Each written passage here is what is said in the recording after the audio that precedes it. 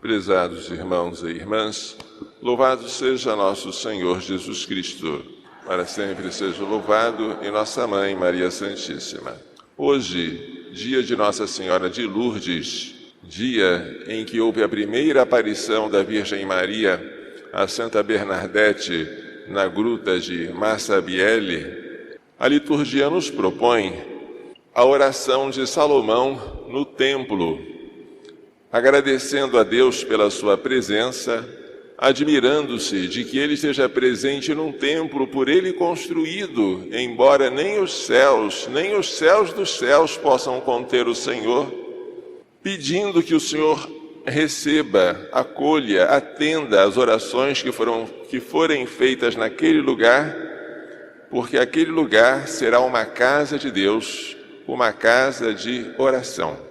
Maria é a casa de Deus, é o lugar que Deus escolheu para fazer nele habitar o seu Filho, Deus como ele.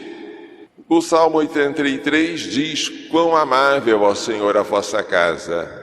Prefiro estar no limiar de vossa casa a hospedar-me na mansão dos pecadores.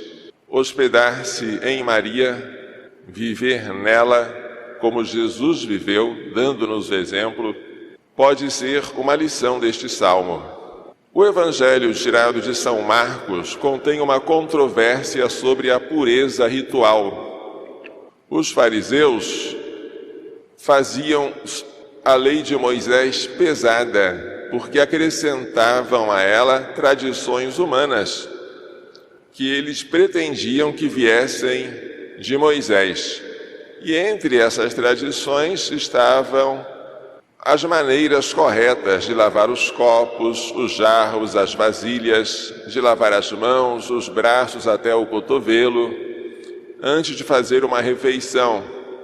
E quando eles perceberam que os discípulos de Jesus, alguns deles, comiam pães sem antes fazer esses rituais, perguntavam: por que vossos discípulos não cumprem a tradição dos antigos, mas comem com as mãos impuras?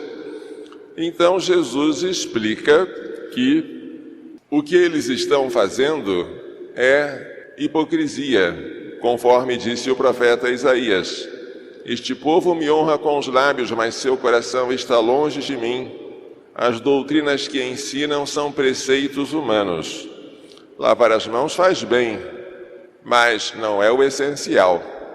E eles, tão preocupados com o exterior, esquecem-se até mesmo das coisas mais óbvias, que é honrar pai e mãe, porque para se livrar da obrigação de socorrer o pai ou a mãe, eles ofereciam uma oferta que na verdade não obrigava em nada o ofertante, mas que servia para livrar-se do dever de, com aquela oferta, socorrer o pai ou a mãe.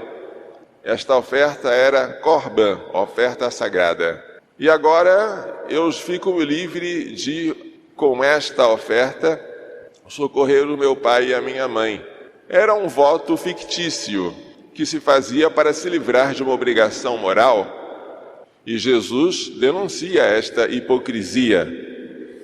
Vós esvaziais a palavra de Deus com a tradição que vós transmitis e fazeis muitas outras coisas como estas. O que nos faz puro ou impuro é o nosso coração, não é tanto a pureza externa, nem os rituais de purificação, tão prezados pelos fariseus. O que fez Maria pura foi ser preservada do pecado original, desde a sua conceição, em previsão dos méritos de seu filho. E foi isso que ela revelou a Santa Bernadette em 1958, quando disse: eu sou a Imaculada Conceição. 4 anos depois de esse dogma ter sido definido pelo beato o Papa Pio IX, pediu àquela santa que construísse uma capela que bebesse da água da fonte e rezou com ela o terço. É a oração, é a purificação. A água lembra o nosso batismo, mas é a purificação interior. e é a cura dos doentes, ou seja, a prática da caridade, o cuidado com os indigentes.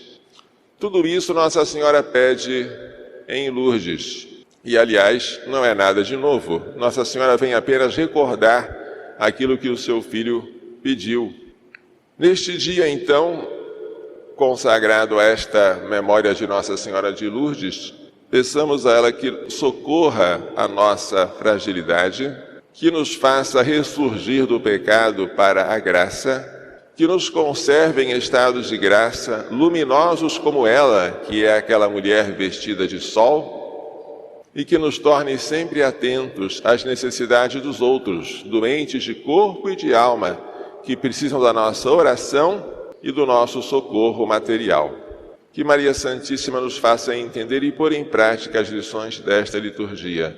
Louvado seja nosso Senhor Jesus Cristo. E nossa Mãe, Maria Santíssima.